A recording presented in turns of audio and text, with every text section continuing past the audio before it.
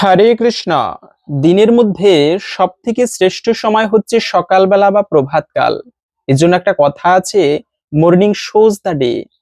সারাদিন তোমার কেমন ভাবে কাটবে সকালবেলা তার একটা শিরোনাম বা ভূমিকা দেখিয়ে দেয়। এজন্য বিশেষ করে এই সকালবেলা সনাতন ধর্মে কিছু নিয়ম রয়েছে, যেগুলো করার মাধ্যমে জীবনে সৌভাগ্য প্রাপ্তি করা যায়। তাই আজকের এই পর্বে আমরা তেমনই তিনটি গুরুত্বপূর্ণ নিয়ম জেনে নেব, যেগুলো আপনি প্রতিদিন যদি করতে পারেন তবে অবশ্যই ভগবানের কৃপায় ধীরে ধীরে জীবনে সুফল পাওয়া যাবে। এবং শুধু তাই নয়, জীবনে যদি দুর্ভাগ্য থাকে, গ্রহদোষ থাকে, তবে অবশ্যই সকালবেলা আপনারা এই একটি জিনিস দর্শন করতে পারেন। জ্যোতিষশাস্ত্র মতে এরকমটা করলে তার জীবনে দুর্ভাগ্য নাশ হয়ে শুভভাগ্যের উদয় হয়ে থাকে। তাই আশা করছি আজকের এই গুরুত্বপূর্ণ তথ্যগুলো আপনাকে অবশ্যই সমৃদ্ধ করবে। তাই ভালো লেগে থাকলে অবশ্যই একটি লাইক করে আমাদের সাথে যুক্ত থাকবেন।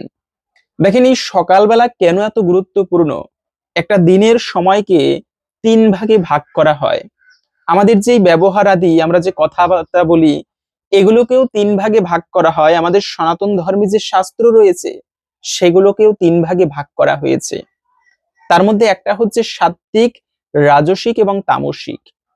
তো এর মধ্যে সাত্ত্বিক হচ্ছে সব থেকে শ্রেষ্ঠ।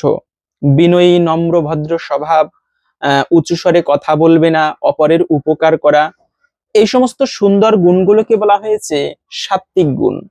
আর অহংকার, কাম, ক্রোধ, লোভ, এগুলো হচ্ছে রাজসিক গুণ। এটা কিন্তু ততটা ভালো নয়। তামসিক গুণ হচ্ছে সারাদিন ঘুমিয়ে কাটাবে, নেশা করবে, পচাবাসি খাবার গ্রহণ করবে।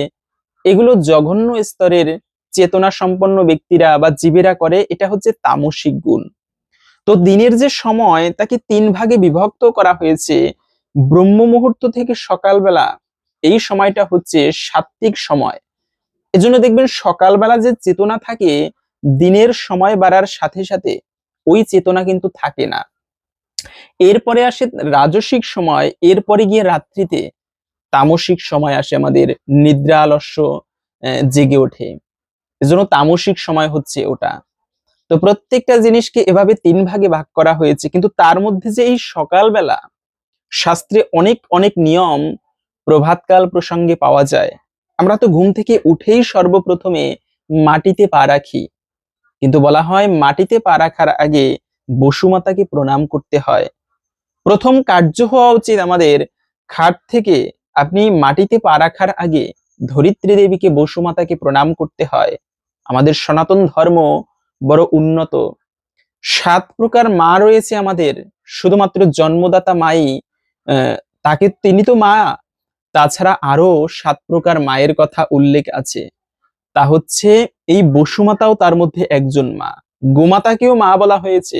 আত্মমাতা, গুরুপত্নী, ব্রাহ্মণী, রাজপত্নিকা, ধেনুর ধাত্রী তথা বৃদ্ধি সপ্তই তো মাতর স্মৃতা। এই হচ্ছে 7 প্রকার মা, যার মধ্যে বসুমাতাকে মাতৃজ্ঞানে প্রণাম করতে হয়।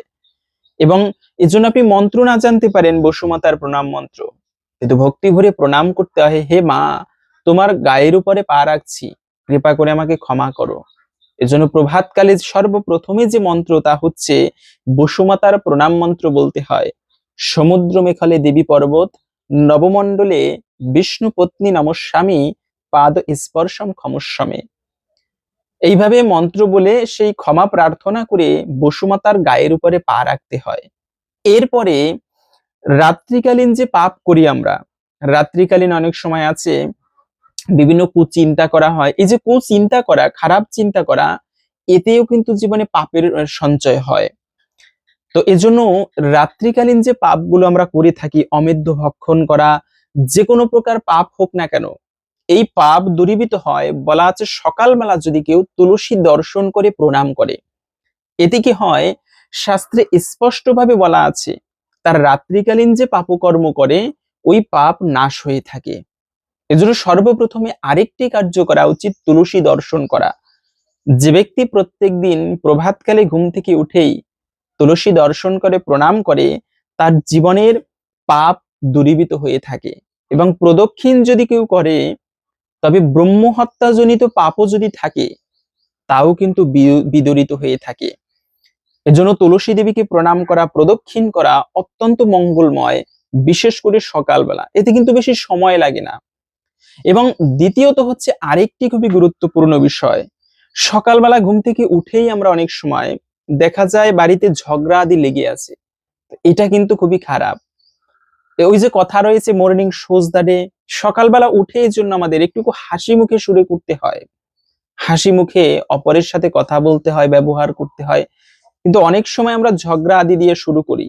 এজন্য সকালবেলা ঘুম থেকে উঠে আমাদের কৃষ্ণ নাম জপ করতে হয়। অন্তত পক্ষে বেশি না পারলেও একমালা হলেও কৃষ্ণ নাম মহামন্ত্র আপনি জপ করতে পারেন। এতে জীবনে সকালবেলা একটা দিব্য শক্তি সঞ্চিত হয়, যদি কেউ এই দিব্য মন্ত্র দিয়ে শুরু করতে পারে। একটা দিব্য শক্তি বা পজিটিভ একটা এনার্জির মাধ্যমে দিনের শুরুটা যদি হয়, সারাদিন দেখবেন ওই পজিটিভ শক্তির মাধ্যমে, একটা মনের মধ্যে প্রফুল্লতার মাধ্যমে সারাদিনটি কিন্তু কাটে। এজন্য বেশি বেলা করে কখনো ঘুমানো উচিত নয়। বেশি বেলা করে দেখবেন ঘুমিয়ে সারাদিনটি কেমন যেন আলস্য আলস্য ভাবে কাটে, কেমন যেন ভালো লাগবে না। কিন্তু সকালবেলা ঘুম থেকে উঠলে মনটাও খুবই ফ্রেশ লাগে। এজন্য আয়ুর্বেদিক শাস্ত্র মতে যে ব্যক্তি প্রভাতের হাওয়া গায়ে লাগায় তার স্বাস্থ্য খুবই ভালো থাকে, চেতনা ভালো কাজ করে। এজন্য আমরা তো অনেক সময় বর্তমান যুগ অনুসারে বেশি বেলা করে ঘুমাতে মানে রাত্রি করে ঘুমাই, আবার উঠি বেশি বেলায়। কিন্তু শাস্ত্রীয় মতে তাড়াতাড়ি ঘুমাতে যাওয়া উচিত, তাড়াতাড়ি ঘুম থেকে ওঠা উচিত। তার মধ্যে ঘুম থেকে উঠে তেমন কিছু না করতে পারলেও সর্বপ্রথমে যে কার্যটি করা উচিত তা হচ্ছে ভগবানের মন্দিরে গিয়ে তার চরণ দর্শন করা উচিত। এই কার্যটুকুও যদি কেউ করতে পারে, তবে তার ফলে তার জীবনে ধীরে ধীরে ভগবত কৃপা প্রাপ্ত করা সম্ভব। এবং ভগবানেরকে একটা প্রণাম করে, আপনি কিচ্ছু না করতে পারলেও ভগবানকে একটা প্রণাম করে তারপরে দিনের শুরুটা আমাদের প্রত্যেকের করা উচিত। এর ফলে ভগবানের কৃপায় ওই দিনটি ভালোভাবে তো কাটেই, সেই সঙ্গে তার কৃপা লাভ হয়।